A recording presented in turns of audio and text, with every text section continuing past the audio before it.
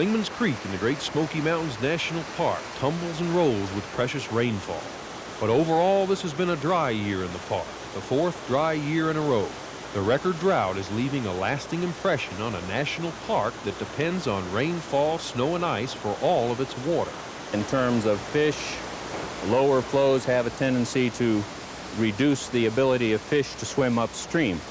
In terms of fish populations, it's likely to be a dip in the populations that might be seen for a number of years. For most of the summer, a veil of stagnant, pollution-filled air has shrouded the Smokies. So while gauges record today's welcome rain, that rain is a mixed blessing. In terms of how acidic the rain is, usually the hotter and drier it's been, and also the smaller the amount of rain, the more acidic it's likely to be. When it's not raining, acidic gases build up in the stagnant air. They accumulate on the leaves of the trees during the dry periods, and then they're washed off the leaves and into the soil by the rain. During a drought, the air at lower elevations is filled with a different sort of pollution, ozone, a form of oxygen. In the upper atmosphere, it protects the earth from the harmful rays of the sun. Now, the ground level ozone is in a form of a pollutant formed by carbon monoxide, hydrocarbons, and usually the presence of sunlight. Here in the park, scientists are studying the effects of ozone on plants. This chamber here has relatively no ozone in it. Essentially, this is a pollution-free environment. Let me just pull out one of the red maples to show you what a healthy plant would be without any ozone injury on it. That's a good healthy one. Huh? Sure is. Nice full leaves, very green. A red maple given a heavy dose of ozone tells a different story. The heavily injured plant has what we call a stipple, a reddish-brownish spot, and that's one of the symptoms that you can determine as ozone. We don't have to go far to see ozone poisoning at work in the park. Okay, this is Indian hemp. Jim Renfro has found 20 species of plants affected by ozone in the park this year.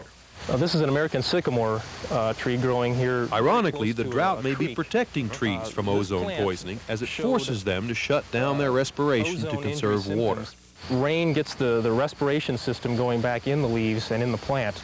Like our gardens, when you water it, it comes to life and breathes and takes in. It takes in oxygen, carbon dioxide, and ozone also.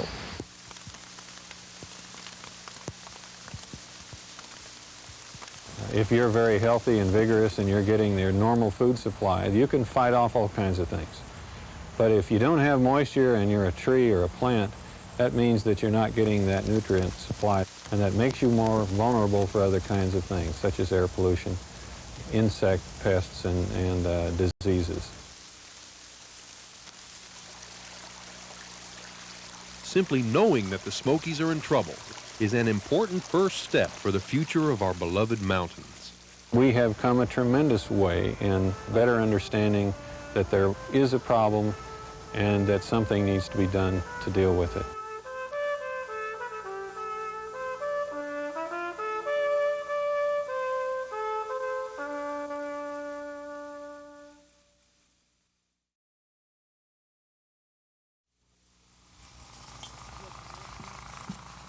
Bill Blankenship is light on his feet, even when he's hauling a heavy load. The secret is in the footwork, and that's where Bill has a leg up on just about everyone.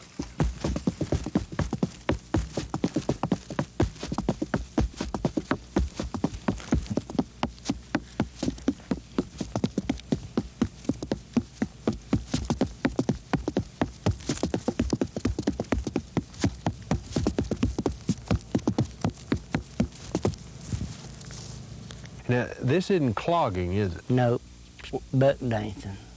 Buckdancing is much older than clogging and more subdued. Bill's sons are following in his footsteps. Gary hopes to be champ too someday.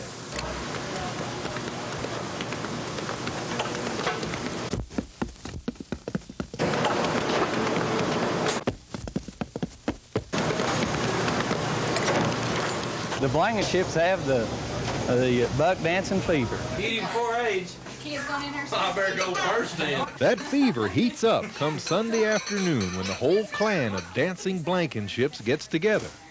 When we take a notion, we hit a lick or two. At the Smoky Mountain Fiddlers Convention in Loudon recently, Bill, his other son Terry, and Gary took first, second, and third in buckdancing. It was the proudest moment in Pauline Blankenship's life. Gary and Terry, they had to play off, you know, but William, he made first. But he's first in my book anyway. But I love my boys too, and I like to see them dance. But I'd rather see William anytime.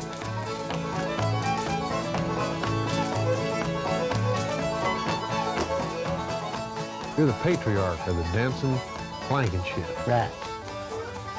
You take pride in that? I love it. Ain't no way about it. Bill learned to dance from his father, who learned from his father. Now Bill has kept this old and distinguished style of dance alive by teaching it to all of his children. William, he used to get the old banjo. That's how come my kids start dancing. He can't play, but he'd flump around, you know, and them little fellers down and under his feet.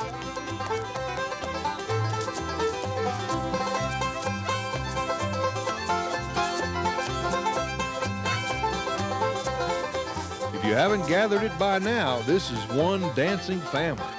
I'm always looking for Sunday to come. Though they're very close, there's still room for some good-hearted competition. Terry won last year's buckdancing crown, and he and his brother have their own ideas about who's best in the family. Like they're the best, you know. I said, yeah, but I learned you.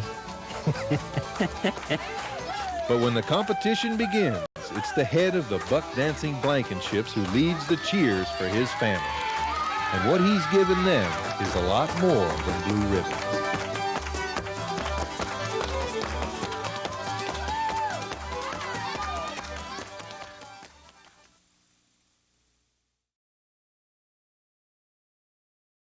It's one of civilization's earliest inventions, yet hardly the simplest, the wheel.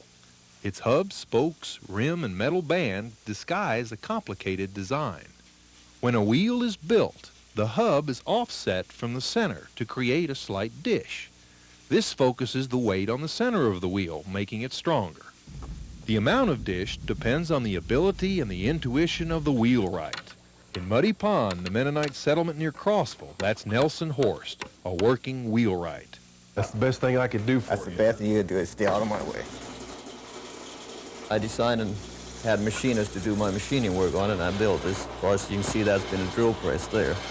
Nelson Horst uses machines from a different time.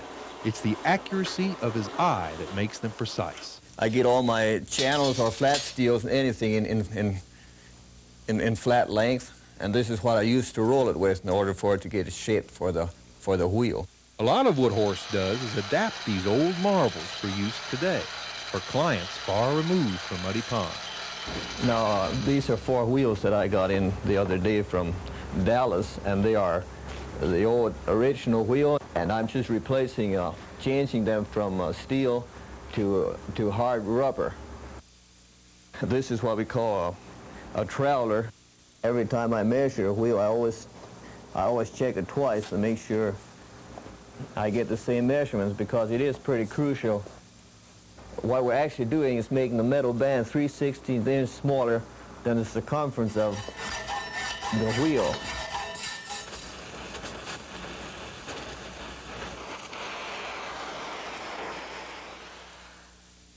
Fire expands the metal bands enough to fit over the wheel. Muscle, speed, and experience do more good here than any modern tool. Horst sees slight differences in each wheel that require him to fit each tire separately.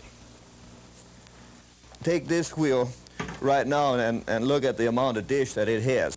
That has to be built in the wheel when it is manufactured. The set of the dish is out of Horst's hands in this job. His pride of workmanship comes from the way the tire snugs up to the wheel. There is a tendency that wires can break, and whenever they do break, it's right beside your welt, which I have very little problem with, or you could say any. I am done with it. I had no intentions getting into the business of restoring or making wheels. I guess it Part of it came probably out of necessity to keep up the ones that we had around. Just as it led to the wheel itself, so it is necessity that made Horst a wheelwright.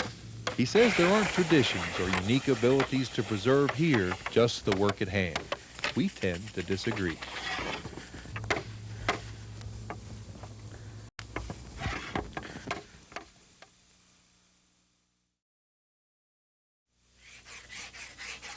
Being a good hunter meant the difference whether we had meat on the table or not when I was a boy. And in order to be a good hunter, you had to devise some means to attract the game, draw them in. The Reverend Homer Hooks has devised more than one means for attracting game to him. He has dozens.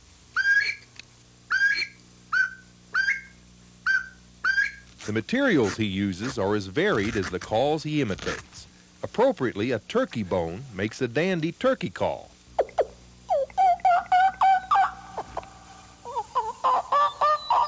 His hunting days are mostly over. For Reverend Hooks, the game now is in the calling. It's a great sport to go out there and call this bird or this animal, call him in and watch him. And he's so surprised when he sees what he's got when he gets there.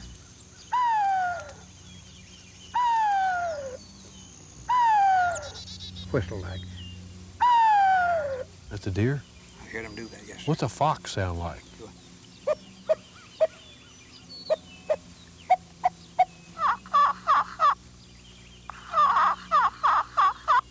That'll make about 7 different noises. But the hardest to make and most elaborate are the Reverend's turkey call boxes. Do you like to use that? No, sir. Why? It's dangerous. You see, some of Reverend Hooks's calls have been close ones. His gobbler imitation attracts not only turkeys, but hunters, too. He come on up, and he said, I'll admit, said, I knowed that was a turkey, and said, I just moved him around to get a better shot. That's extremely dangerous, that gobble call is. And I've just about quit making them. But the turkey makes plenty of other calls, and imitating them is not easy. Is the turkey the most interesting to call? It's my favorite. It's my favorite. He's smart. He's real smart. That'll separate, I hate to use that phrase, that'll separate the men from the boys. Most folks don't have the knack. Call too much and too loud. You can't do that. That turkey knows exactly about how much that mate's going to call. That's a young one. That ain't working for you. Let's try him again. Let me try him. See?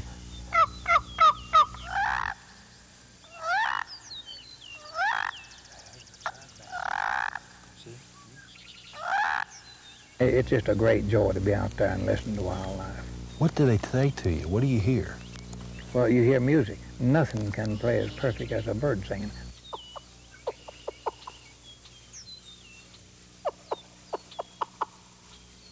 All of us have problems, and I've been a minister 48 years last March. I have problems, and I try to help other people solve their problems as well as my own. But sometimes you just get loaded to the brim and you get out in the woods, sit down, you listen to the birds sing, you call you a turkey, call you a deer, call you a cat or something, and just watch them. You get everything off in your mind. It's a big rest for you. You know, your mind needs resting as much as your body needs resting.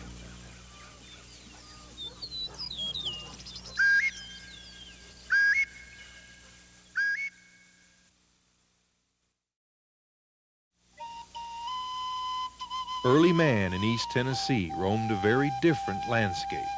Instead of fields and forests, there were prairies in some places, prairies like those of the Midwest.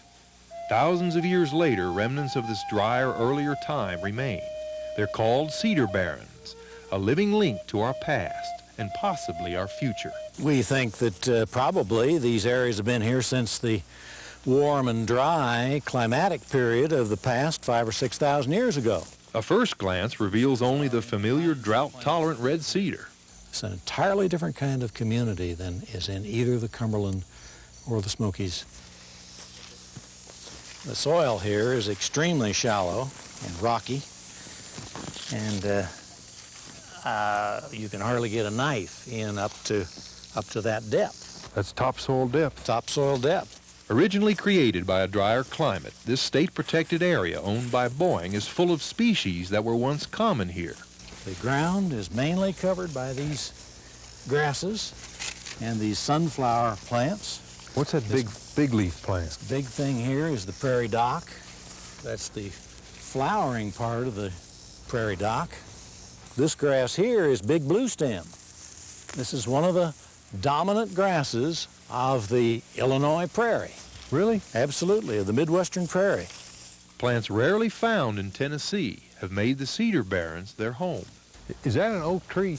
Yeah, this is the dwarf yellow oak, and it's one of the rare plants that invades the cedar barrens, and this one is a mature adult.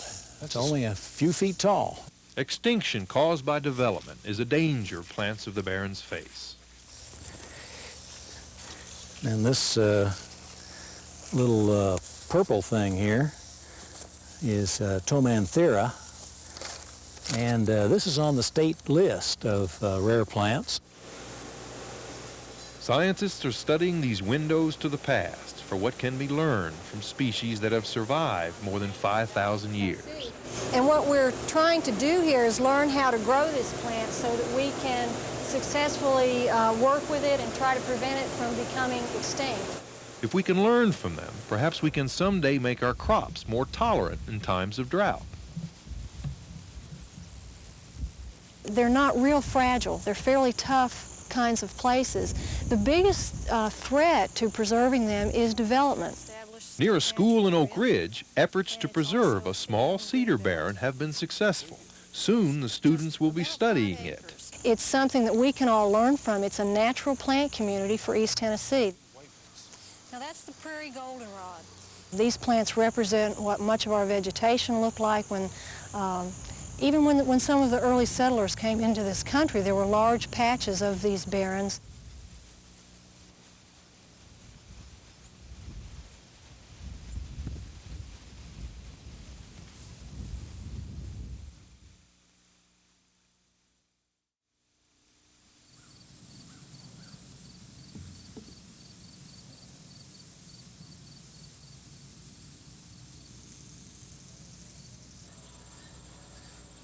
I was all born there, 5, 6 kids, all but one.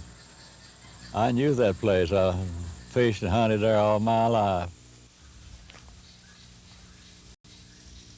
We had a swing on this limb that would go out over the road. This was the smokehouse that Mother hung the hams and shoulders. And this is the story of a land in transition. A 4-lane interstate highway will soon be built through here. This is not a grand story, but it is a familiar one. It's repeated whenever civilization comes knocking on a country door. What typically happens to any area when it gets new access to a transportation artery that it hasn't previously had is that there's a tremendous stimulus to development of all kinds. You didn't hear any noise. There was no noise. It was very, very quiet. There wasn't no sound, nothing.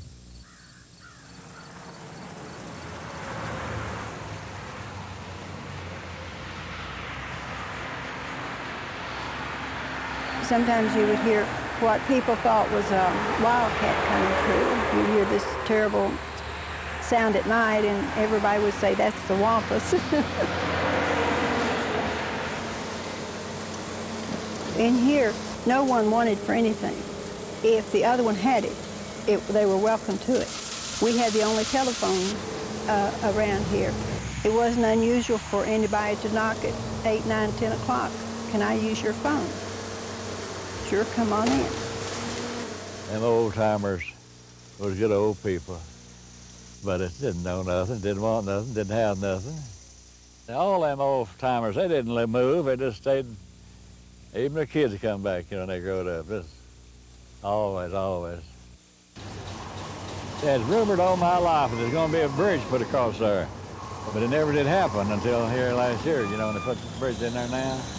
I guess they need it, no doubt to do it. They wouldn't put it there, but I didn't like it worth a darn. It's my home. It right bang down through the middle of the bend, I tell you, it was the garden spot of the world.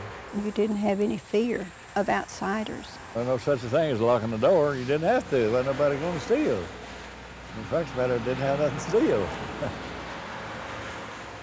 I don't object to new people moving in, new homes going up. I think it's a beautiful place, and I'm sure that people would enjoy living here, having a nice home in the Bend. They don't nobody lives in there now that makes a living there. You got a job somewhere else, have to. They couldn't make it. People come in there now don't know no better. They just want a home in the country, you know. I guess you can't stop progress, if that's progress.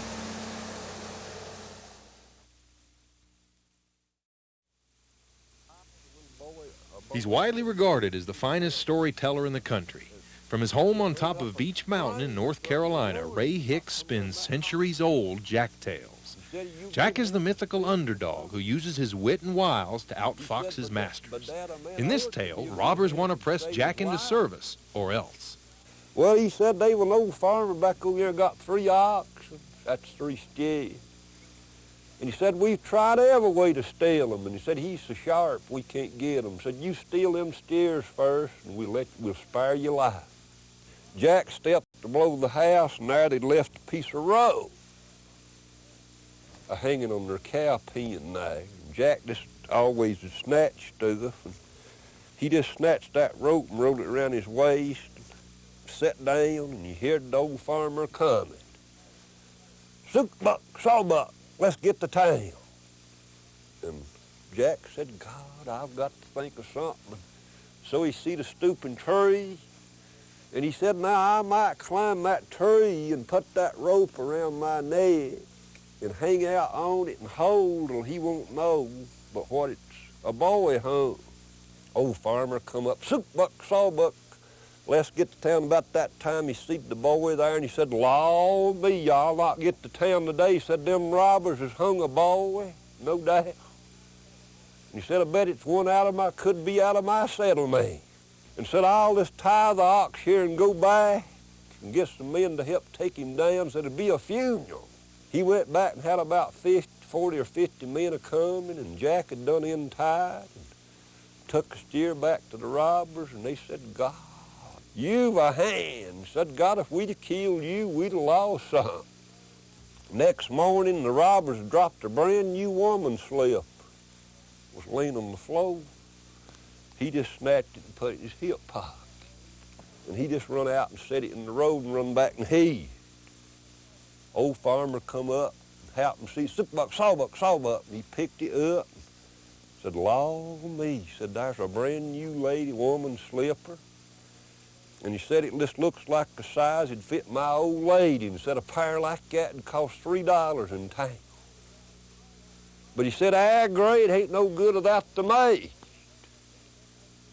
And so, Sookbuck, let's get to town. And he started on, and Jack run out and got the slipper and took a near cut through the wood and set it in front of him again.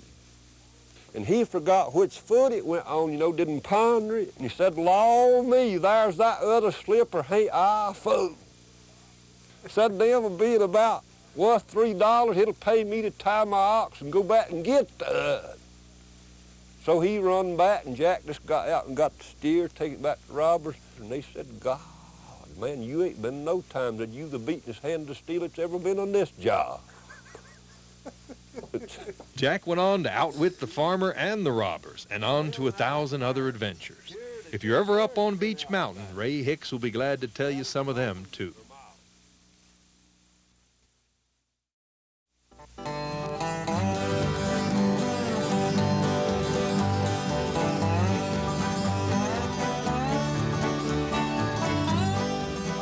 Once a week, musicians from all over East Tennessee gather in Harvey Donahue's workshop in Powell.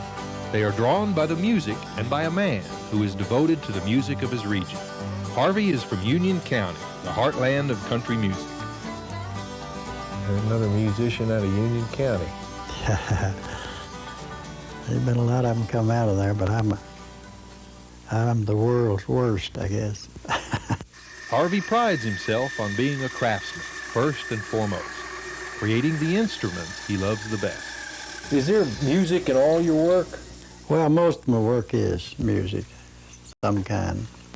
Repairing fiddles or guitars or banjos. But with banjos in particular, Harvey's craft has indeed reached another realm. Guitar, just a slick piece of wood, really. And a banjo's you got metal working and wood working and carving and everything, you know, and I like to do that. You can make something pretty out of it. This is maple and ebony and maple, and this is rosewood stripe up the back. I run into a problem. I usually work it out after I go to bed. It always was with me. I could go as far as I could go on a blueprint, I remember, and sleep on it, and the next morning it'd be as clear as could be. Though he never went to college, Harvey is a master of invention and engineering. He's designed lunar robot arms, and he worked on the fountain in the National Gallery of Art in Washington. Today his work is as detailed as ever.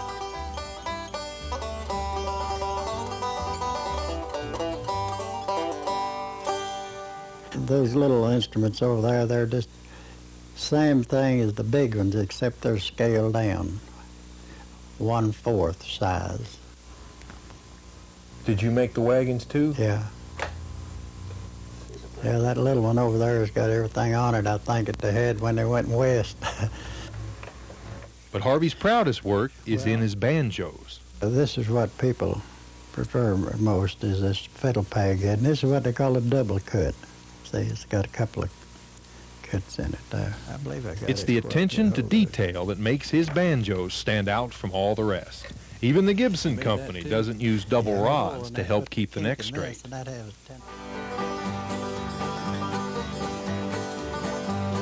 Remember, all of this work Harvey has done by hand.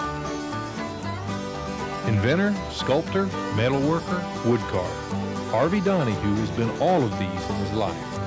Now he's dedicated his genius and his talent for the love of music. If you like music, well, you eventually pick it up. Either that or come back to it sometime after you quit work. This is the Heartland series.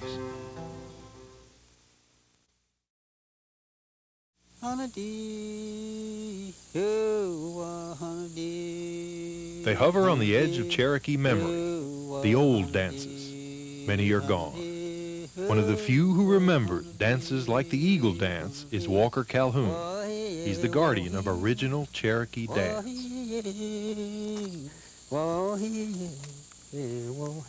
There's 7 feathers on this thing.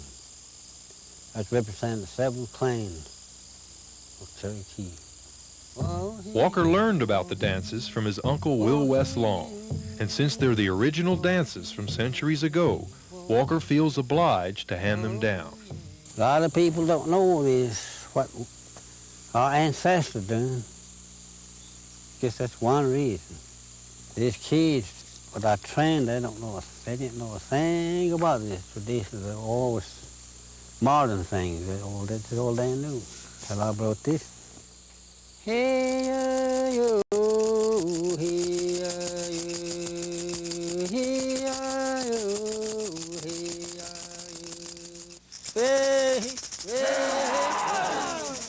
He calls the dancers to their places, as dance leaders have done since Cherokee rituals began. Young people all who now carry on the tradition. The bear dance mimics the honored bear. The more ferocious, the more fun it is.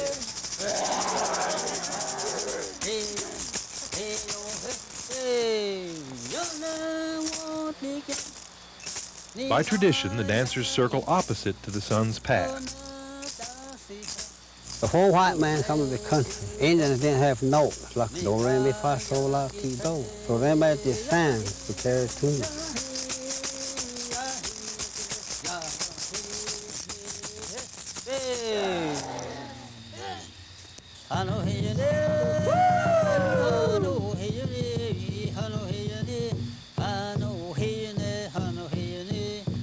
The dance is a story about life. Here it tells of a peaceful meeting of tribes.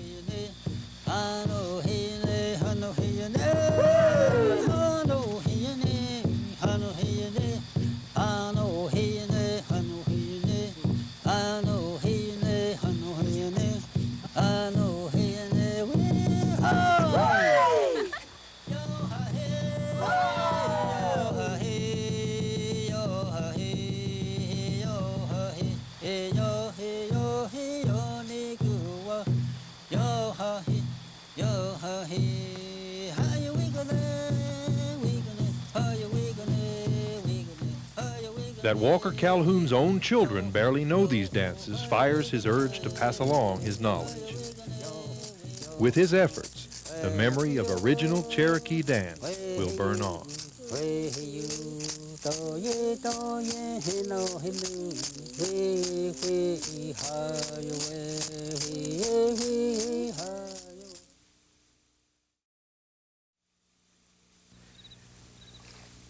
In East Tennessee, fast-flowing water is hard to come by these days, but thousands of years ago it was plentiful.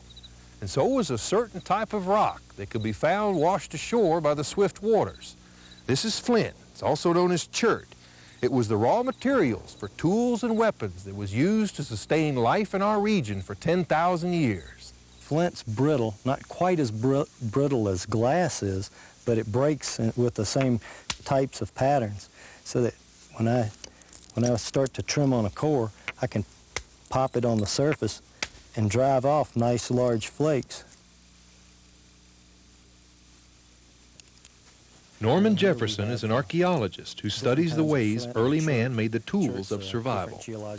Any of these things are sharp, extremely sharp down the edge, and they can be used for little cutting tools, just like that, little X-Acto knives that can be used to make other tools. You know, I can make a fat scraper out of that one.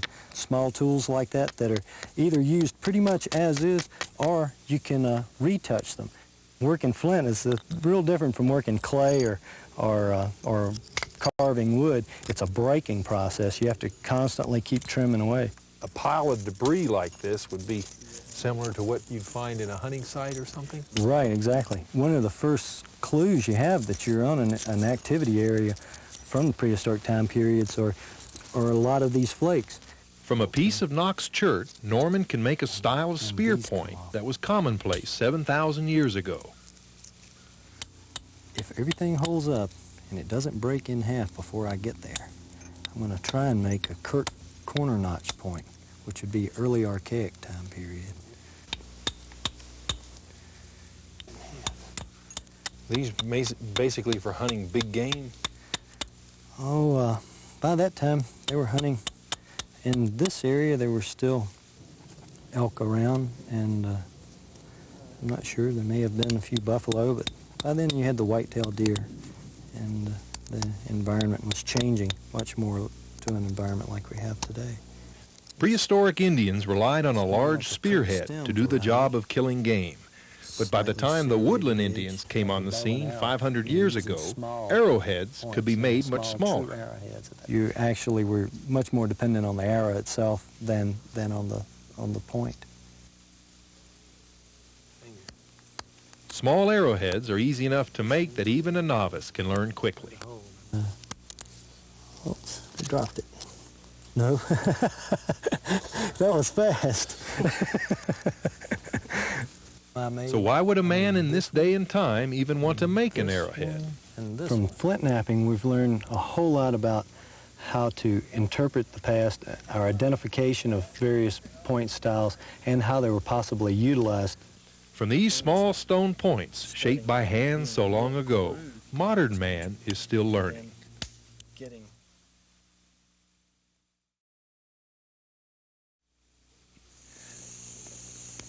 He trains his eye on an imaginary target to check the straightness of the river cane. With patience and a sharp eye, Hayes Lossy builds blowguns, as well as he did when he and other Cherokees still depended on them for hunting small game.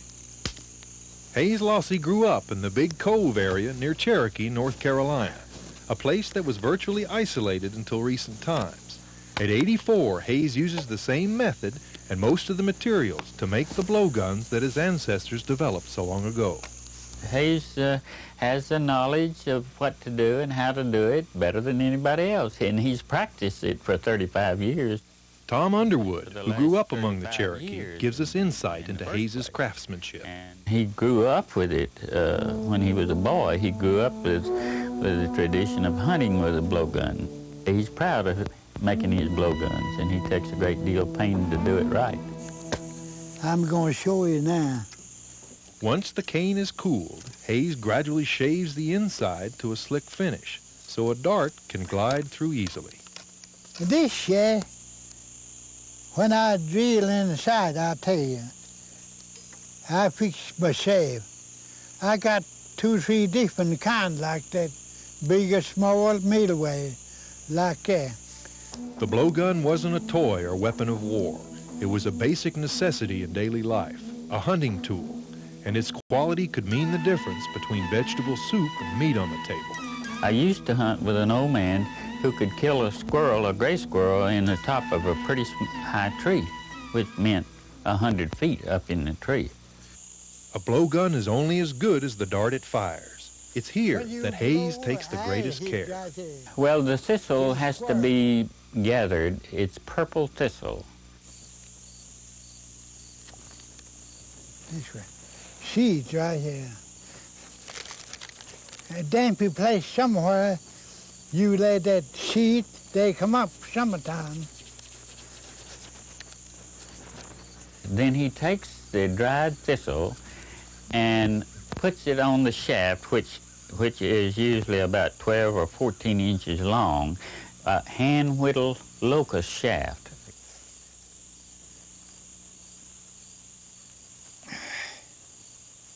Like an expert at tying flies, Hayes attaches the silky thistledown and finishes it off to make a dart that can be propelled with little effort. Square lay on this way, you end it right here. When you blow, you hit in the middle. You can tell the difference between a beginner and an expert by the sound you don't hear. Today, blowgun demonstrations mostly take the place of any actual hunting.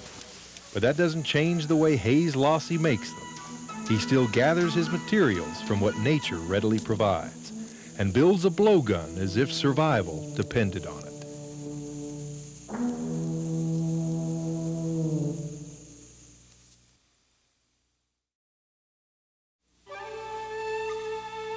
Well, you take every kind of carving that was ever made by Indian people, and I took all of those designs and created my own. No one, not even the artist himself, really understands what sparks creativity. Where do those ideas come from? Well, I've been trying to figure that out a long time my own self. Meet John Julius Wilnoty. The Wilnoty name is listed in an early 1800 census taken in Cherokee. His wood and stone carvings show traditional Indian themes, nature, masks, and pipes, for example. But his fascinating style creates pieces that are original, startling, and always one of a kind. Like his Cherokee ancestors, Wilnoty prefers seclusion to celebration. He wears his own mask. I don't really know what the stuff means. All I know is I make it. Each piece of his work is as individual as Wilnoty. Sometimes I look at him real close and try to make one just like him, but usually it'll always end up different. Because I always add something to it or take something away. Pipes with claws, insects with crab legs. They're as curious to touch as to look at. It's just pipestone that comes local here. And it being so dang hard, but then you can whittle it. Wilnoty left traditional education early. According to a friend and admirer, that hasn't hampered his artistic ability. The head of the art department at Duke University many years ago, after studying his work for 2 or 3 hours, said that he had the greatest sense, natural sense of line and design she had ever seen. Perhaps his only stumbling block is his health. He suffers from narcolepsy, a condition that causes sudden and uncontrollable attacks of deep sleep. John's hands show evidence of the hazards. That's been cut about 3 times in the same scar in there. Probably with the same chisel. There ain't no bad pain to it or nothing like that. It's just something that gets in there, something like that. It's like a noise that you can't stand. I guess you just get angry. And it has to come out somewhere. Visions and tortured dreams, or simple observations of nature. No one can say what inspires John Julius Wilnoty, but his creativity reaches beyond his people as he celebrates his Cherokee heritage in his own way. put the man in any color in any race, he would still be a great artist.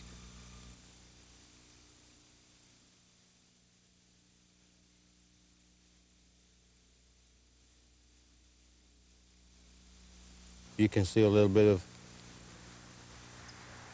every type of Indian carving that was ever made in mine. And that way, I guess all of them's being carried on.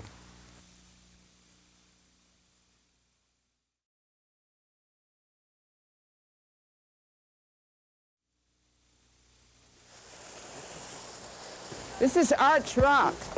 It's been here, I'm sure, millions of years. For more than 30 years, Margaret Stevenson has been on what she fondly calls her long walk. You know, some people walk for a goal. I don't do that. I just enjoy the walk and the views and the people. I enjoy my groups. Margaret seldom walks alone. Her hiking companions number in the thousands. Out toward Charlie's Bunyan, around Ambler Mountain there. You'll find no better guide in the great Smoky Mountains than Margaret Stevenson. In her daily walks, she's left her footprints on every trail in the park. This is the very hardest part. If you can make this, then you'll be able to go all the way. See? This is Allen Cave Bluff. This is your favorite trail? My favorite, by far. Why? Well, it's just so dramatic all the way, don't you think it is? At 76, Margaret tackles a mountain with greater vigor than folks half her age. This is her 362nd hike to the top of Mount LeConte. Why do you keep coming? Because of the beauty of it. It just has a fascination for me, the whole mountain. This I think, is the prettiest spot on the whole trail. Look how much you This can daughter see. of missionaries, whose late husband was a minister, the mountains have become her spiritual church. I say this, and maybe it sounds dumb to people. I feel the presence of God in my life when I'm in these mountains. I feel it in church also, but I feel it here all the time. The biggest change over the years up here, what do you think that would be? These trees. This is disturbing. The woolly aphid has been merciless on top of LeConte.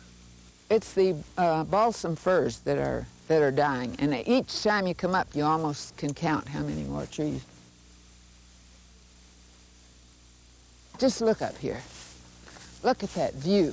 Finally, we've reached our destination, LeConte Lodge. Hello, hello. Somebody's cooking, I bet. How do you do? To the staff at the lodge, Margaret is an old friend. To the newcomers here, she is soon a new one. It's a fun time, isn't it, kids?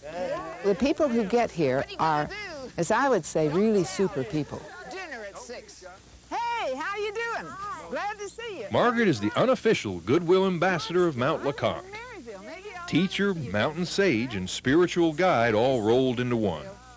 Telling people what the wildflowers are and telling them about these trees, telling them the changes I've seen. If that's teaching, all right, I teach, but it's just a sharing of knowledge, maybe, sharing of joy. That's what I like. It could be that Margaret Stevenson's long walk will never end, because for her, the journey itself is the ultimate destination. I just think this is so beautiful.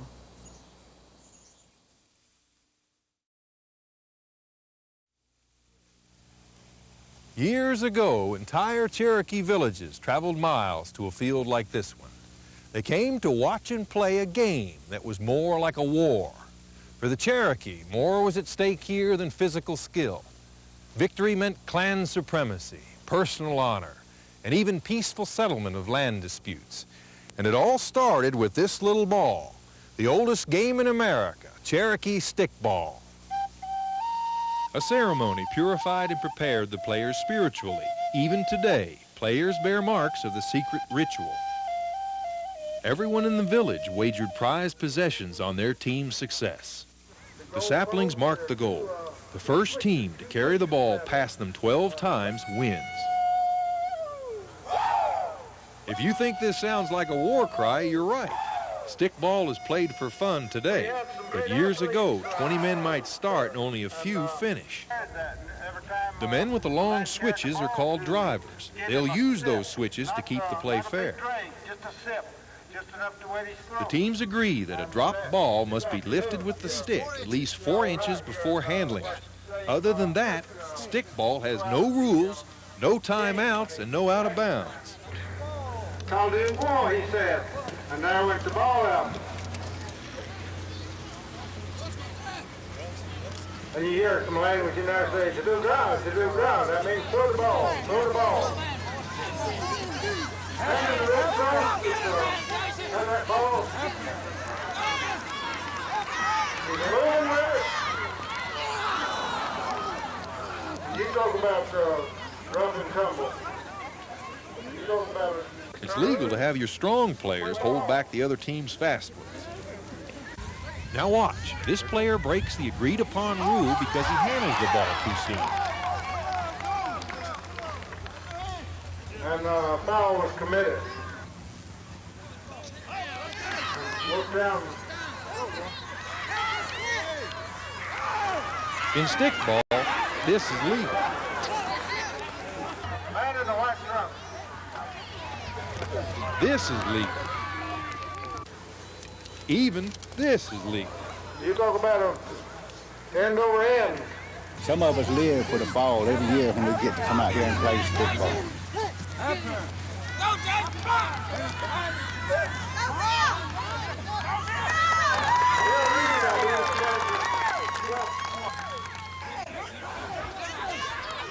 Even though it looks like a free fall, drivers use their switches when they think a player's gone too far.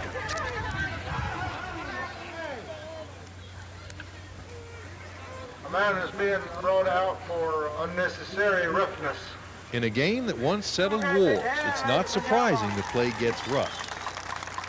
And so they celebrate not only the win, but having played a game that is theirs only. It's tradition to us. It's something we believe in.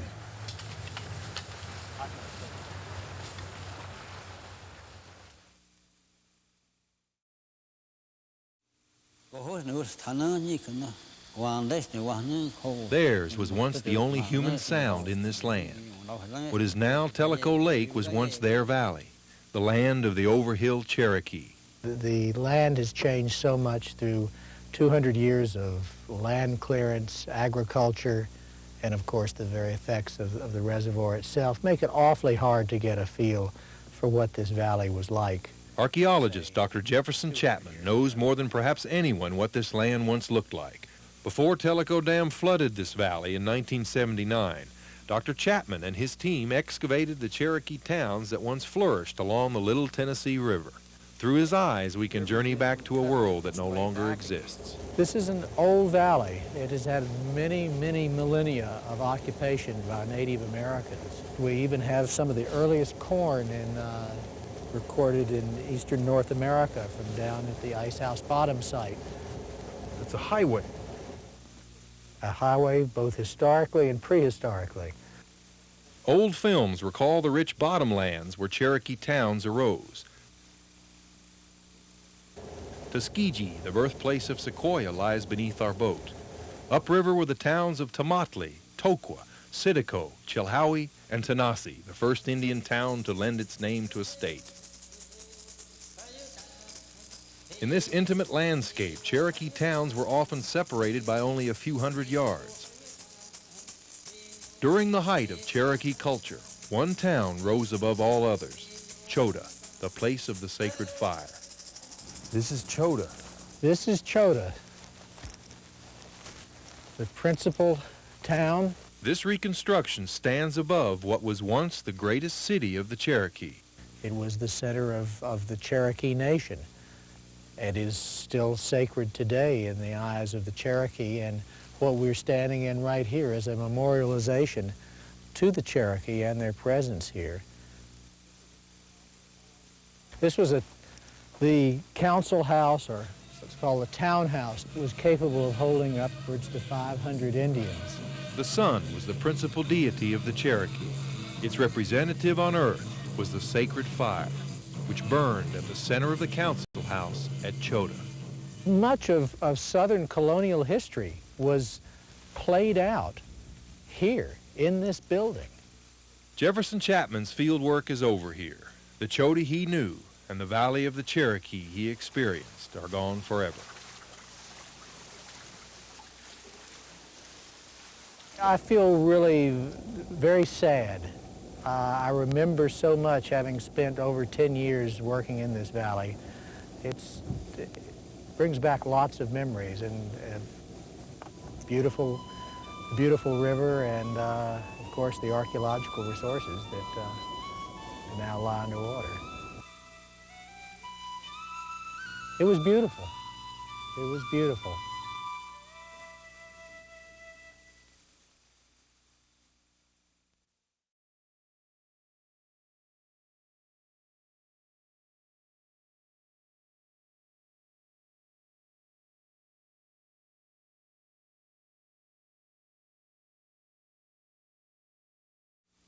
And I want you to tell your children the same story.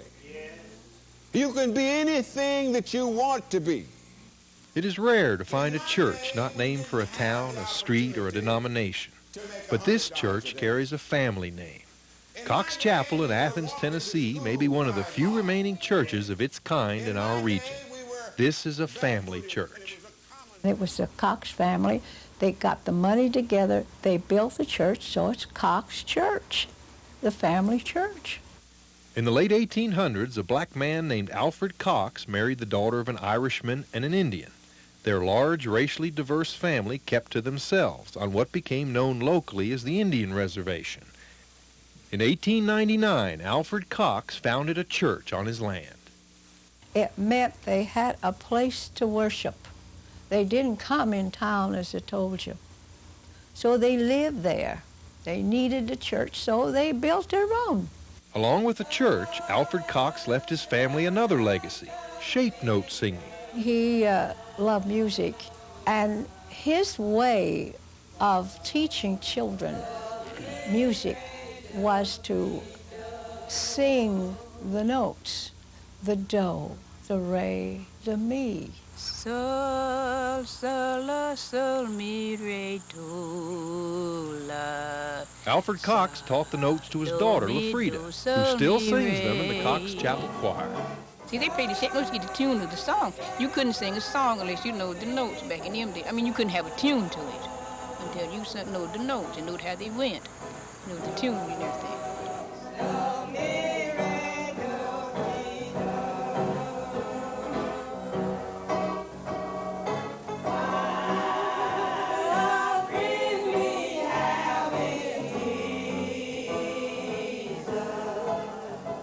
But singing shape notes in the family church was something the Cox family was denied for nearly 50 years. The original chapel was destroyed soon after it was founded. Not welcome in some churches, not allowed to participate in others. The Cox family could have easily let their rich traditions die out, but they didn't. I have lived to see you where you are today, and I am very proud. Today, the church that Alfred Cox founded stands anew. Built and paid for by the Cox family, the new Cox Chapel still stands on family land. It's history. That church is their history. Oh, I tell you, it means everything to me. The memories, too. See, the memories is all, see, everybody that lives around there is my nieces and nephews and brothers and sisters. See, what we want to do, and we're going to, like my mother and my daddy, but we're going to leave it to our children if they will keep it going on down and on down and on down, see. We think a lot of our family.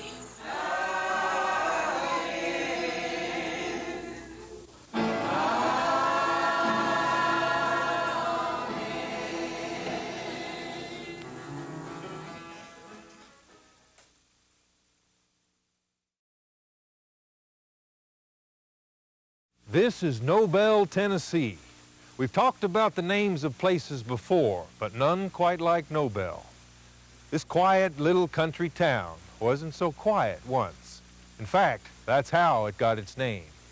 William McGinnis owned most of the property in this area, and in 1913 he named the town Nobell because he said he didn't want to ever hear a bell ring anywhere again.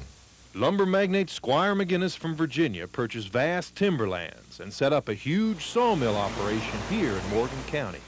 People claim the business attracted a rough breed, and shortly there came a series of unexplained and gruesome murders. Well, the first time it happened was at night. The bell was ringing up at the railhead, and there was not supposed to be anybody working. In those days, they kept track of the number of times the bell rang. It rang 26 times. The next day, they found the body of Leonard Barrens with his throat cut. He was 26 years old. The second time, the bell rang 21 times, and they found the body of Buddy Reed. Buddy was 21 years old. Who was ringing the bell? Nobody knows. Amidst this bizarre series of events, William McGinnis had met and married young Fay Stallard, a simple yet loving young country girl. She was the most beautiful girl you could ever see. She had long blonde hair and beautiful blue eyes and peaches and cream skin. Anyway, he fell in love with her, head over heels in love. He just couldn't live without her. How old was she? She was 19 years old, and that just run him crazy. He had more love for her than he had sense. Thelma says McGinnis built a fine home for his bride.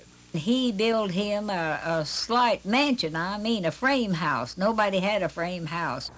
On a late October night in that same year, the bell started again. With each toll, fear shot throughout the community. No one knew who was next.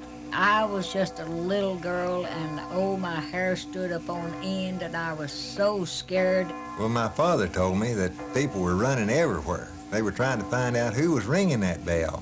McGinnis was in town working late that night, and he, like everyone else, was counting the rings. When it stopped at 19, the age of his beloved Fay, he leaped from his desk, jumped into his car, and flew down the country roads. He was heading here, home to his beloved, whose life he feared for. I bought this house for the tobacco lot. There's nobody lived in this house since the old man died, and I don't care nothing about going in there. Can we go in? I'll let you have a key if you want to use it. McGinnis rushed into his house, not knowing if there was a murderer loose. Frantically, he climbed the stairs. All he could think of was his new bride. Down this very hall he came, not believing yet somehow knowing what he would find when he opened his door.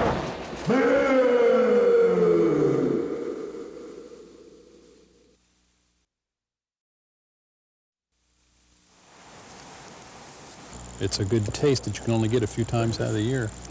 In the fall of the year, it turns modern man back into a hunter and gatherer, the taste for nuts. And here's a butternut tree. Butternut tree. Nutting, a great excuse for a walk. But if you're serious about nuts, like Ranger Keith Langdon, it helps to know what you're looking for. That's the nut. That looks like a bitternut hickory. Bitternut? Yeah, bitternut. It's the nut is a little bit astringent or bitter. The bitternut is just one of 6 or 7 hickories in the Great Smoky Mountains National Park. Stay away from it. You'll get tastier nuts from black walnuts, beech, butternuts, and even pignut hickories. Ah, a green one finally. The pignut. Mm-hmm. They're better than the bitter nuts. I've had beech nuts, and they are kind of tasty, but they don't have a strong taste like you'd see in a black walnut. Taste seems to be the driving force in nut gathering. I like black walnut. It's difficult to beat that sort of spicy, pungent taste. I love it in cakes. Some of the nuts have different chambers. Park Ranger Langdon offers a nugget of philosophy on nut picking. And nut picking is something you can't do if you're an impatient person. There. You want some? No, I had some. Go ahead. Not much there. You can tell the butternut from the black walnut because black walnut is round and has a pebbly surface to it. The butternut is oblong and it's kind of sticky, almost clammy. A lot of the rodents and everything that really like these have to work as hard as we do.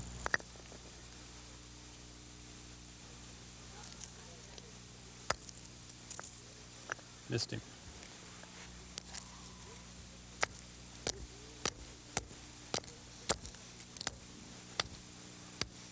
Empty. Nothing there? Yep, that's part of going nutting. Many ways have been devised to overpower the tiny nut.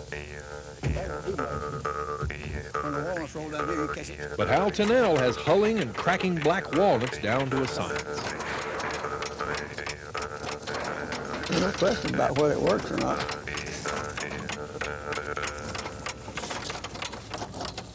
Hal says there's a soft end and a hard end to the nut, and that makes a big difference when you go to crack it. The cleaner end down, now that's the soft end. Okay. And you use a little strap to keep from burning the daylights out of your hand. A lot of walnuts. But you see all the goodies that are left here that fall through? Nut picking has its rewards, finally. Our old friend Maud Lindsay has a recipe for a walnut pie. I have always liked a black walnut. Makes good cake, candies, cookies, pies. Here's what all the hunting, gathering, cracking, and picking is all about. Another of fall's beauties in a nutshell.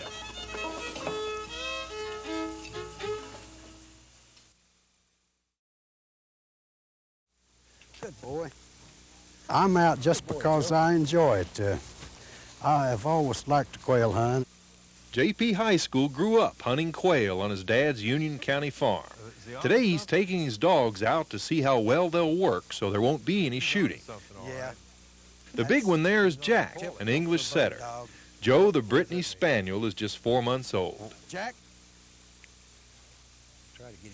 They just have to get used to being out, and that's part of their training for a puppy. You have to like your sport. You have to like quail hunting to enjoy a bird dog, to watch them hunt and point and find their game.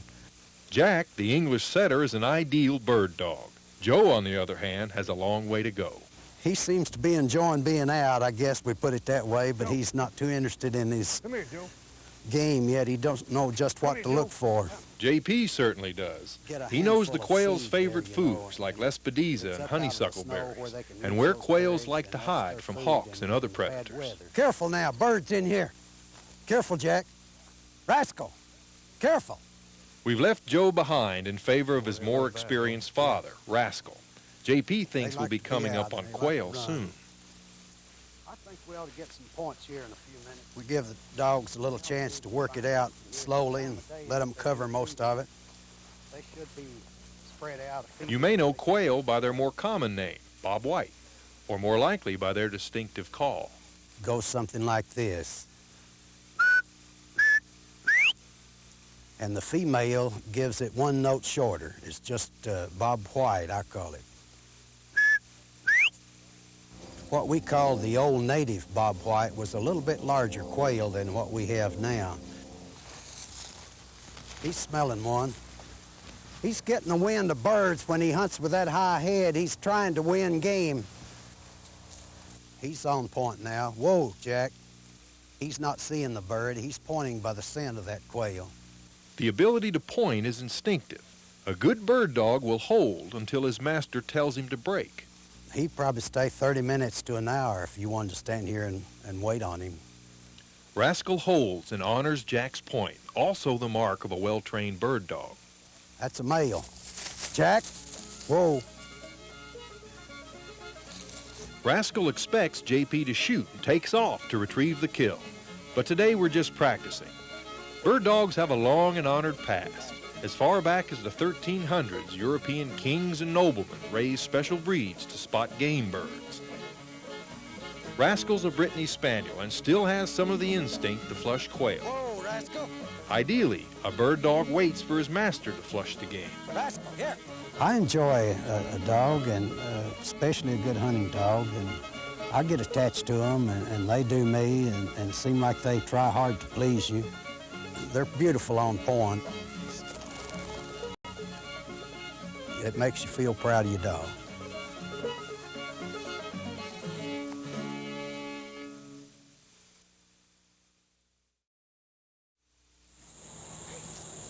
Come with us on a short trip back to childhood, when going to church was the main event of the week. Such was the experience of Lafrida Bailey and Marjorie Carlock of Cox Chapel.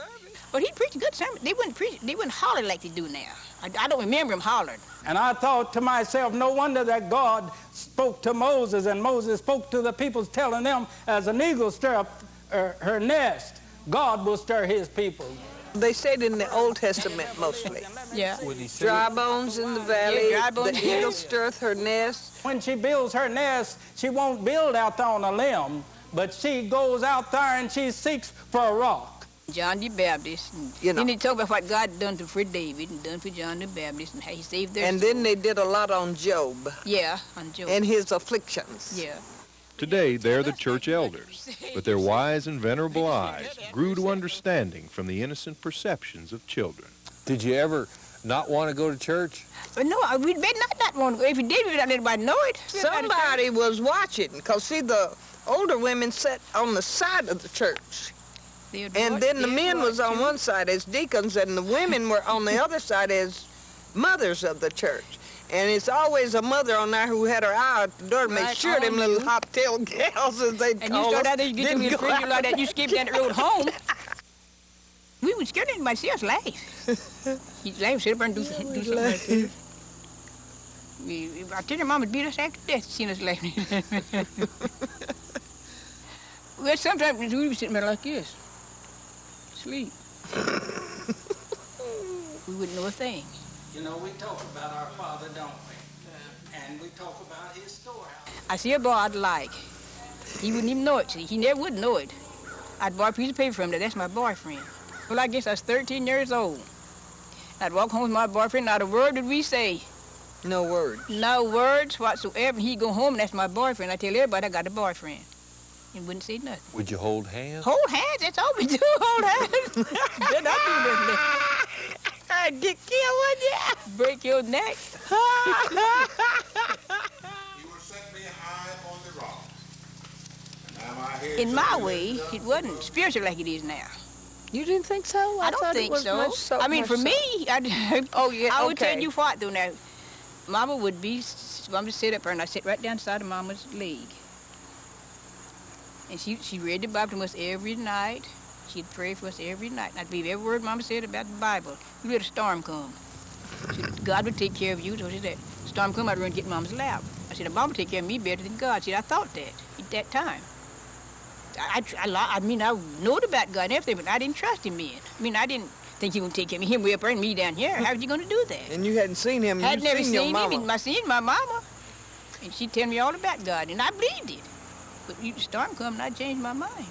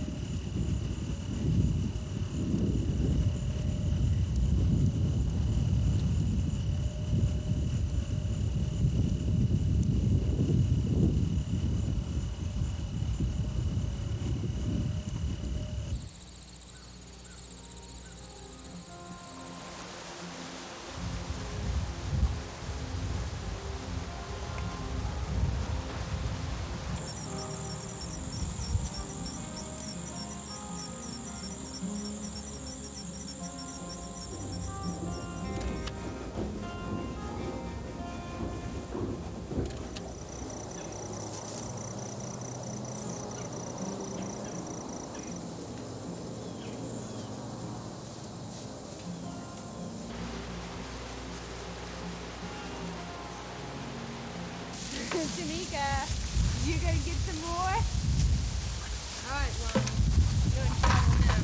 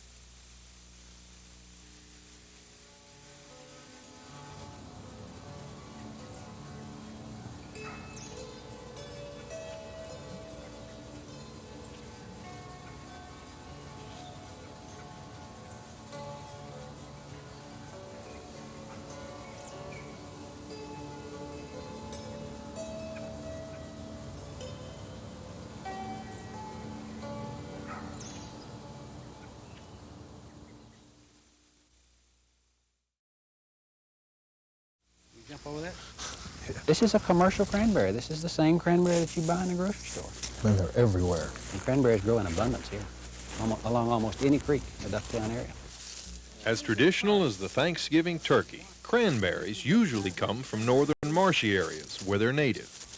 UT botanist Eugene Wofford says these wild cranberries are relatively new to this southern climate.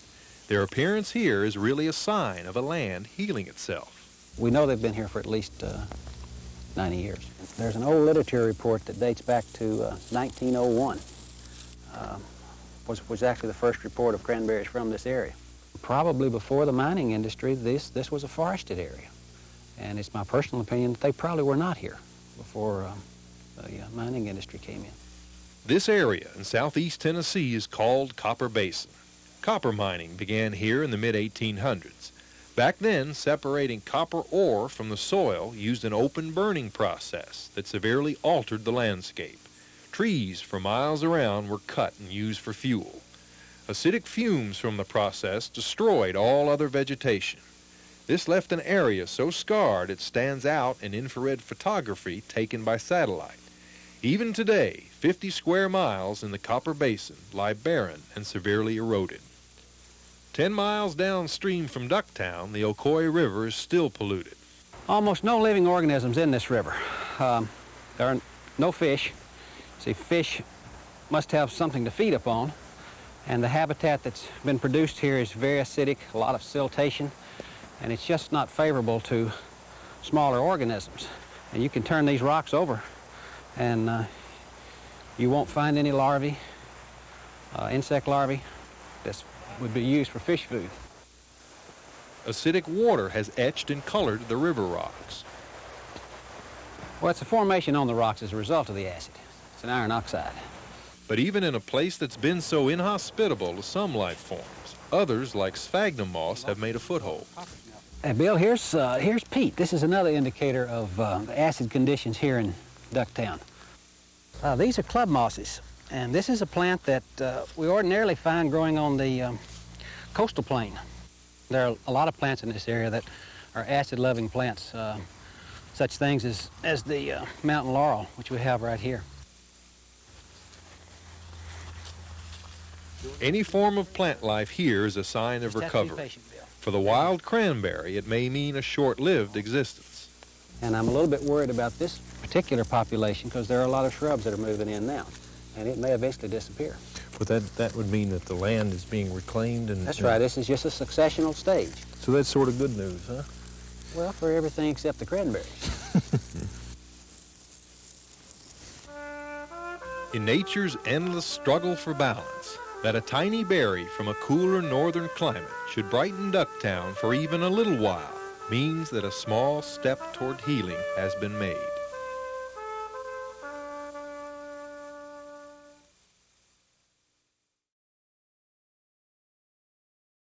The first man that fell or got wounded or broke his leg or whatever probably grabbed the nearest stick. Throughout recorded history, it has served people in all walks of life. Today it is a prized possession. For families throughout our region, the noble walking cane is a precious link with the past. Walking canes differ from walking sticks, which are longer and used for hiking, or staffs, which are longer still and used for driving livestock. A cane is a support stick for a person who has some kind of a walking problem or balance problem. What sets a walking cane apart from walking sticks and staffs is that it is shorter and has a handle. I call this a stub handle. Later, this will become a heron's head.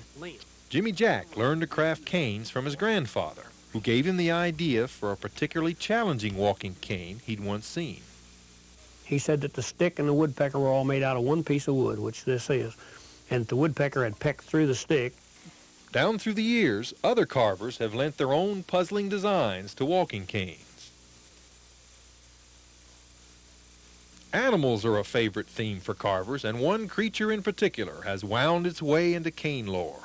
There's more snakes carved on walking canes in this area than all other animals put together. Some folks say the tradition of snake canes can be traced to the Bible, where Moses casts his staff before Pharaoh and it turns into a snake. Others say that the shape of some wood already looks like a snake before the carver even begins. The grain runs the same way that snake is because the tree was warped.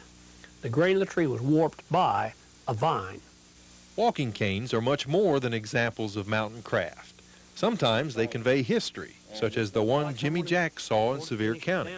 It was old and almost black, and just on the side of it, it said, Abraham Lincoln shot this day, and it had the date on there. Walking canes were also used to record family histories. They became a part of the family because the records were there. Rather than keep the records, say, in a Bible or keep them on some piece of paper, they just wrote them on the stick, wrote them on the cane. In families throughout this region, walking canes have become treasured heirlooms. Of all the things that the mountain people I've seen cherish, it is the walking cane. The walking cane is one of the last things that many old-timers used. It became so symbolic of the person.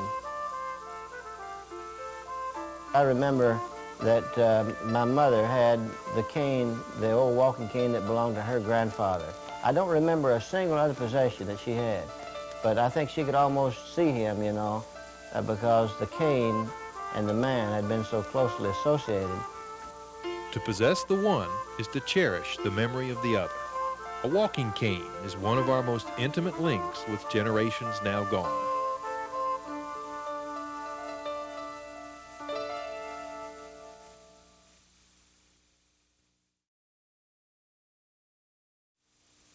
Every day takes us further away from a time when black children were refused education or given only a meager taste of it. One man remembers his own struggle clearly, so much so he quietly dedicated most of his 101 years to the education of black children in McMinn County. Professor W.E. Nash will never forget when he first went to school at the age of 17. In the room I was in, the little children were so small, the little seats were so small, I couldn't put my knees under the bench in front of me. With a persistence that was to mark his career, Nash studied and worked at Thine Institute, completing 12 years and 10. When a scholarship to Knoxville College came up, his drive paid off. He said, there's Nash there. He's down there in Lunenburg, butting the Bullhawks Bridge. He said, why not send him? After graduation, Nash took a position at Athens Academy, a Presbyterian mission school. When it burned, Athens and McMinn County built J.L. Cook School. As its first principal, Nash recruited students by putting on plays all over East Tennessee. By 1934, we had 375 students, 12 teachers, and we were doing everything, and we were accredited high school. Despite the attitude of the times, Nash asked the city to donate 2 houses that could be used for dormitories. You could see what we were trying to do, and we just went on, and they saw that we needed it. Nash started many programs with donated materials, Boy Scouts, music, and championship athletic programs. But Nash's greatest emphasis was always on education. Burkett Witt, the first black mayor in Tennessee and former Cook student, remembers that Nash chose teachers who set a strong example. He hired teachers with respect, teachers that didn't drink and smoke and had good moral character. Eubinia Pregmore went to Cook and later taught there. Even though we didn't have maybe everything like they had in some other places, but we were proud of what we had and tried to make good use of it, because that was the kind of example that he set. When cities around Athens felt the racial tensions of the 60s, leaders like Nash had already helped pave the way for integration. Using his influence and his expertise in preparing the community for this change. I'm a great believer in the timing of things, you see. A thing that you can do today, you couldn't do 20 years ago, and you may not be able to do 20 years from now. Everything has a time. Nash officially retired in 1953, but students he influenced carry on the tradition. He's left a legacy for black people to work very hard, strive to do the very best you can in everything that you try. One thing I try to instill in all children is to want to do something, want to be something, want to have something that they can say that I helped to do that.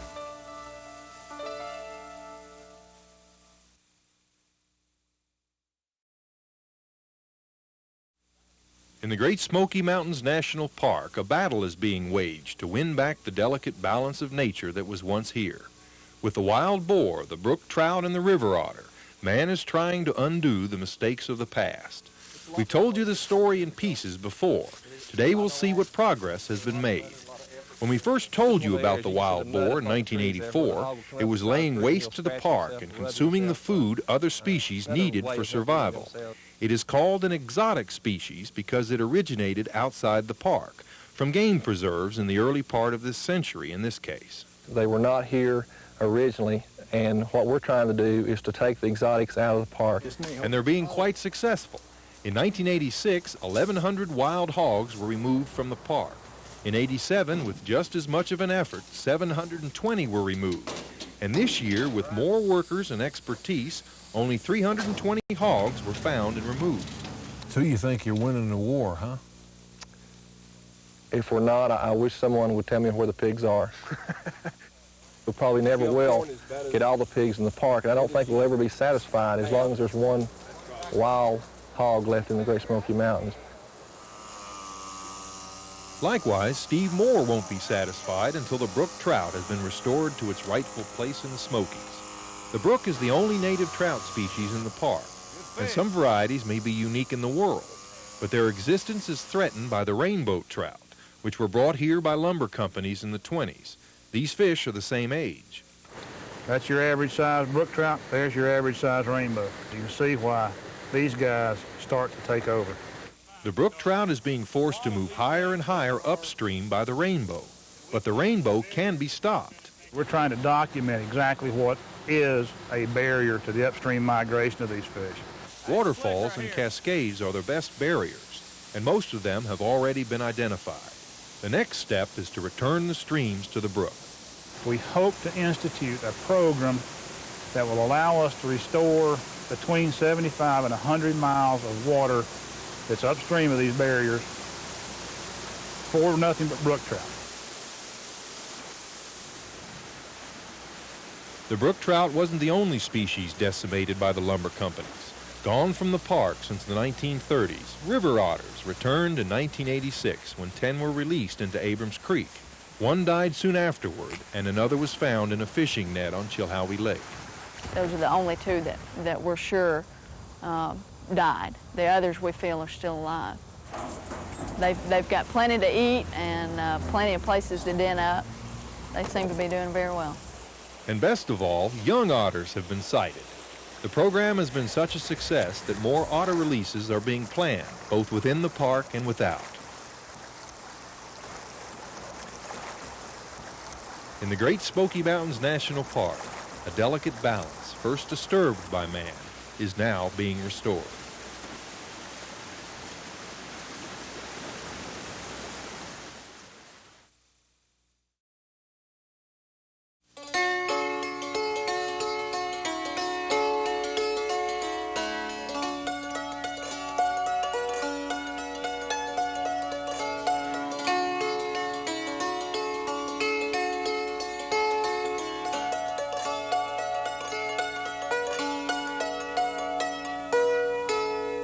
My hands has to be busy. When the seasons guided the hands' work, needlework not only kept them busy, it kept the family warm in winter too. The raw materials are thread or yarn, and just as important, time. Maggie Bull, Ma Bull as she's known to friends and neighbors, picked up crocheting 70 years ago out of necessity as much as anything. Back when I was growing up, there wasn't no electricity. Everything was hit with wood, wasn't no coal. The quilts and things that we made was more to keep you warm than anything else. Ma Bull crochets to create a different kind of warmth today, the kind worked into keepsakes for her 84 grandchildren and great-grandchildren. Her own mother inspired her love of the craft. But I remember her doing it, and I said to her one day, if you can do that, I can too. And she said, you let mine alone. I said, you can ravel it out. One. Ma Bull has been crocheting ever since, but she'll take time out to show a beginner. You say take them off. It looks like I'm putting them on. It's taking them off. Going around. Here we go. Right there. I go back down in the other. That one? Now, there's a lot of holes there, Ma. Man, it don't make any difference going any of them. Crocheting is a great way to relax. Practical, too.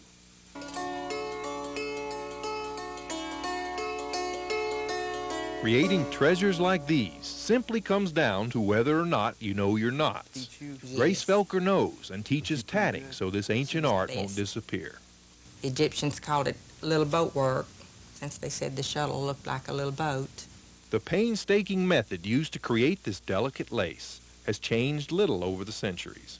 You have an under-over and then an over-under. That's what tatting is, knots.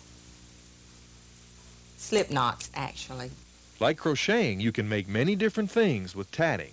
Long ago, fishermen used tatting to make nets. The thread alone determines the size of the finished work. But unlike crocheting, once a tatting knot has been made, it can't be undone. You cannot ravel it. You can cut it and separate it and make it what length you need it to be. Collecting tatting shuttles has become a hobby for Grace. This one is from a shark's tooth and came from Scotland. That's a pretty one. And this is a piece of black coral that was hand-carved. This was made in Jamaica. But the real beauty is the tatting itself. Grace says the work that goes into tatting makes it a special gift. When somebody gives you a gift with tatting on it, they love you. If you're lucky enough to receive a handmade gift, remember, it's a gift twice given. One is the craft, the other, more valuable, is the gift of love.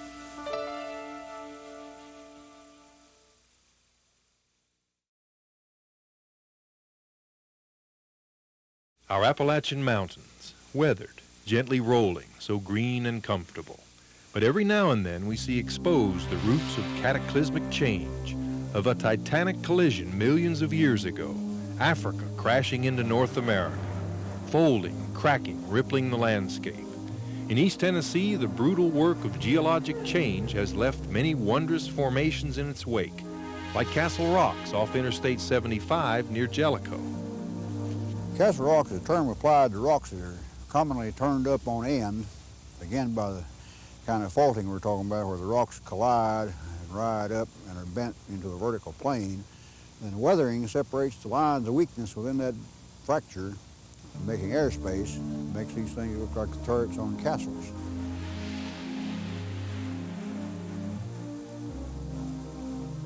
In the valleys, geologic change has been more subtle.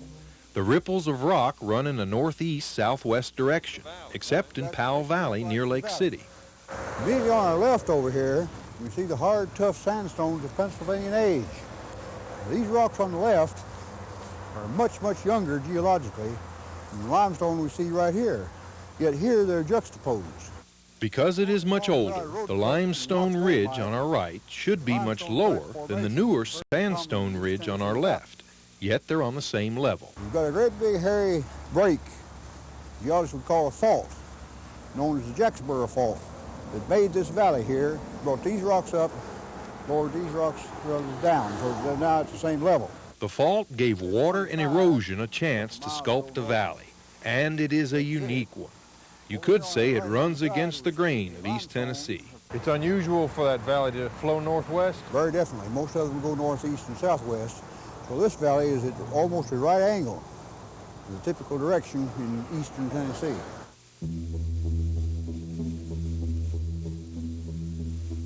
Other formations inspire awe and beg our understanding.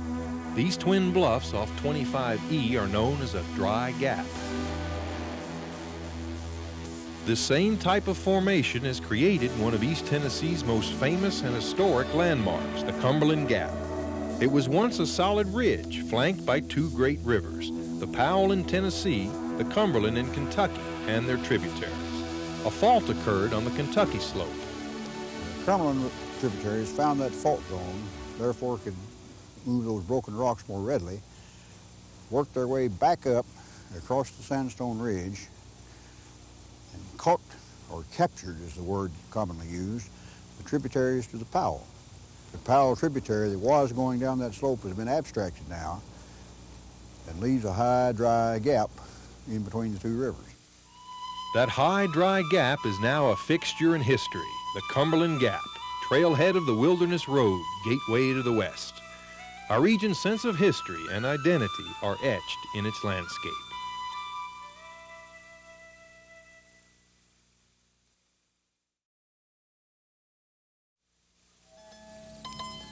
Short months ago, the fields of corn stretched out beneath long days of sunshine, growing, it would seem, without end. A patch of corn might yield an abundance of food, feed corn and silage for livestock, hominy, a tradition on many southern tables. The harvest is long over. Barren fields await more killing frost, and soon a blanket of snow. Those rich nuggets put up in bins will offer solid insurance against the frozen months ahead. For all corn's wholesome yet mundane qualities, there's even a frivolous side to it. Long ago, a clever corn grower, undoubtedly a Native American, looked at the harvested corn and saw something new. From shucks and corn silk, the Indian fashioned a doll. It was a craft the pioneers quickly learned and adapted to fit their own image. You can't work with the dry corn shucks. They're so brittle they would break right away. The Ray Oaks, getting wet is all part of what it takes to bring a corn shuck to life and turn it into a doll. Tie the ball at the top, and in the bottom tie the corn shuck. This will be the head and the chest. She certainly has an hourglass figure. Her bust is the same size as her head.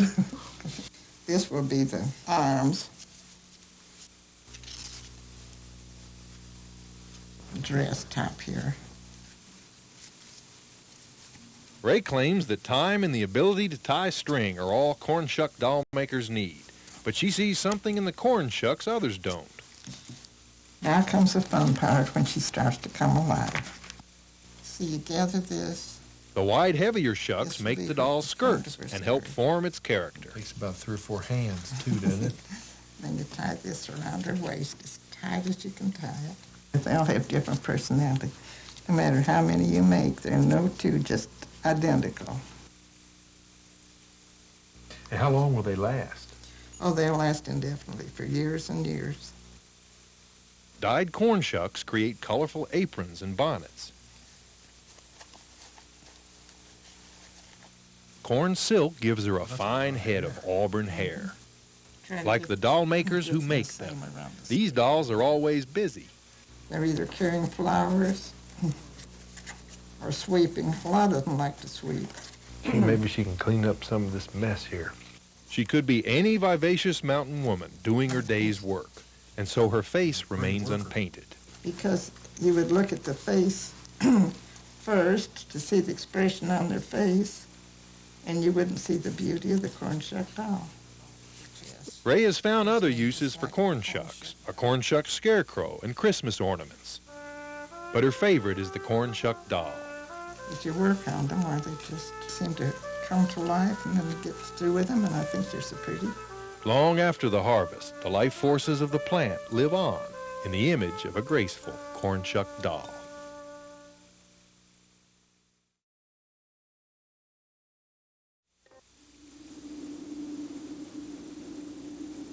A fresh snow adds no cheer to Reba Jeffrey's morning chores. Though she hasn't heard from her boys in months, she thinks of them every day. With them all fighting for the Confederacy, it means another Christmas alone.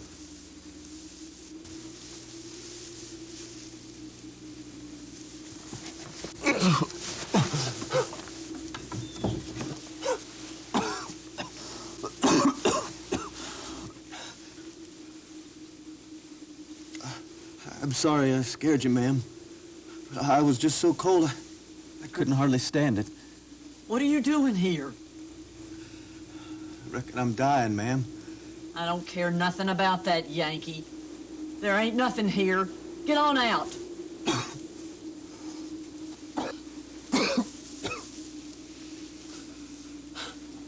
I don't think I can move, ma'am. You're just a boy. No, ma'am. I turned 17 last month.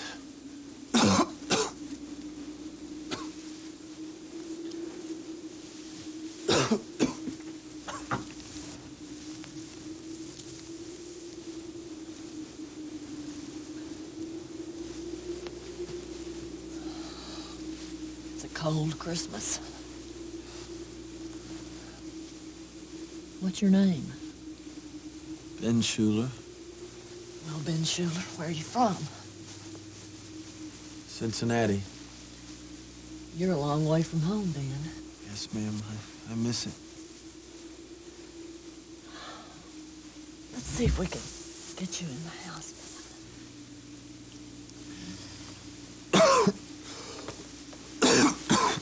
Oh, Lord, Ben.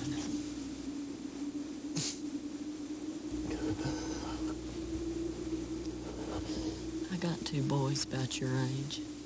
Somewhere. If it weren't for this war. This will be over soon.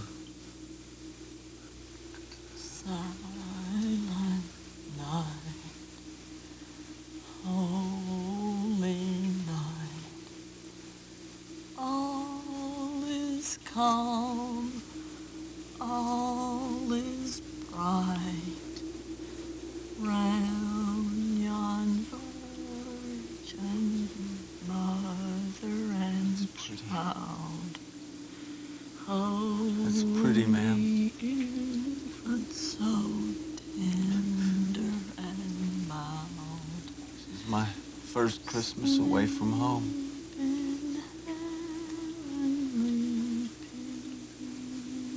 It don't hurt much anymore.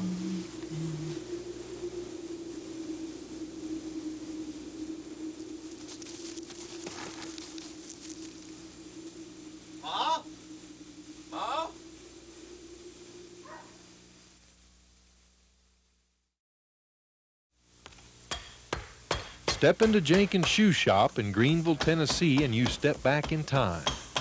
In our throwaway society, they fix old shoes here. At 89, Oscar Jenkins is a fourth-generation cobbler. My boys are the fifth. The grandsons be the sixth. We just followed right on into it. Oscar learned his trade from his grandfather. He would take his tools and go into a home and make the family shoes. The Jenkins family stopped making shoes in 1910.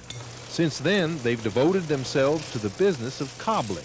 They started that many, many years ago, that a fellow who fixed shoes, they called him a cobbler because he didn't make shoes. He just cobbled them up anywhere in the world to fix them so he could wear them. This little shoe shop seems out of step with the times. Instead of high-tech machines, ancient tools crowd the walls. This hammer belonged to Oscar's father, whose labors left a lasting impression. That's a 54 black. There are boxes of 72. laces for shoes long out of style. If you wonder where such a place fits in today's world, just ask Oscar Jenkins. We're needed. We're needed. We still do so many things that nobody else does. It's more than just fixing shoes, though folks still come from out of state to have their shoes worked on by the Jenkins family. When a woman had trouble with a $40 handbag, she brought it here. Second time she used it, one of these tiny little bitty snaps broke in two. Well, she took it back, and they said, no, there ain't nothing we can do about it. She brought it here, and it just so happened that I had a tiny little snap that I could put on her for her. How much did you charge her? Well, he charged her $1 a while ago. As a young girl, this woman lost half her foot in an accident. The only place that would make her a special slipper was Jenkins' shoe shop. After they got done, they told me that it was such a neat little thing that they'd never made before that they didn't even charge me for it. They just told me to come back, and anytime I needed to work on it or anytime I needed another one built, they were very helpful. And her father talked to me last night. He said, Miss Jenkins, you'll never know what that meant to that girl, what you done for her. Now, what can I do for you? Mr. Jenkins. You need a key like that? That's a Ford. Oscar goes about his trade with the same love and care his grandfather took with the shoes he made by hand. He told me when I was a child, he said, honey, the Lord gave you two hands. Now I want you to learn to use them and do a lot of different things. I did. That all we need? Rather than being out of step with the world may be a little out of step with places like Jenkins' Shoe Shop and with men like Oscar Jenkins. What's the name? Virginia. I like it because I like to feel like every day when I finish my day's work that I've been some help to my fellow man.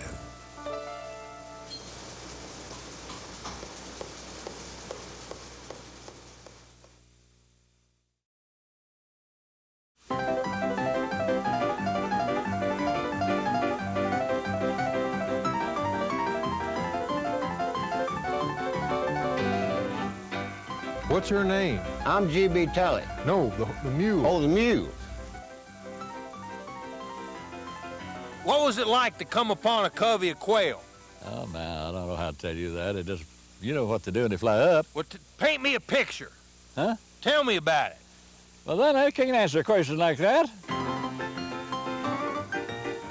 When your birds come up, you've heard them up, ain't you? Well, that's the same birds here as they are all over the world.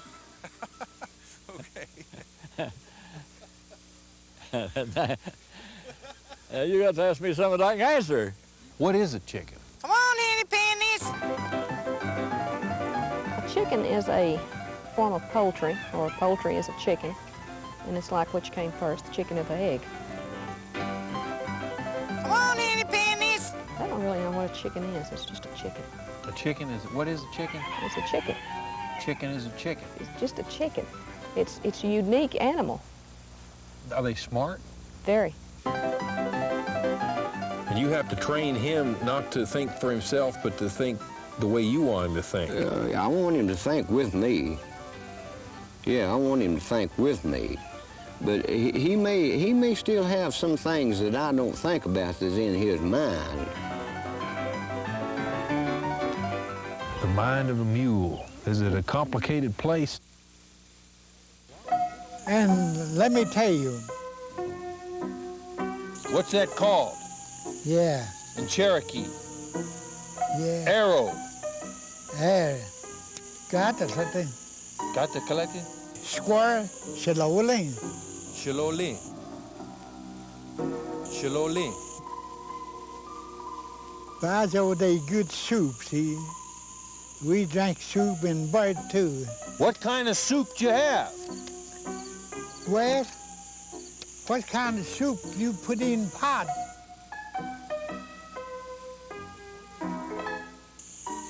Straight.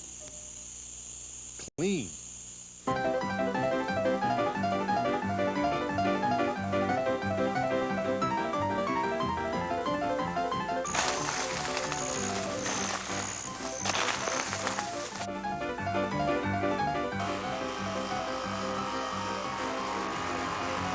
Uh-oh, Bill, turn him loose. Now, would you like to try milking?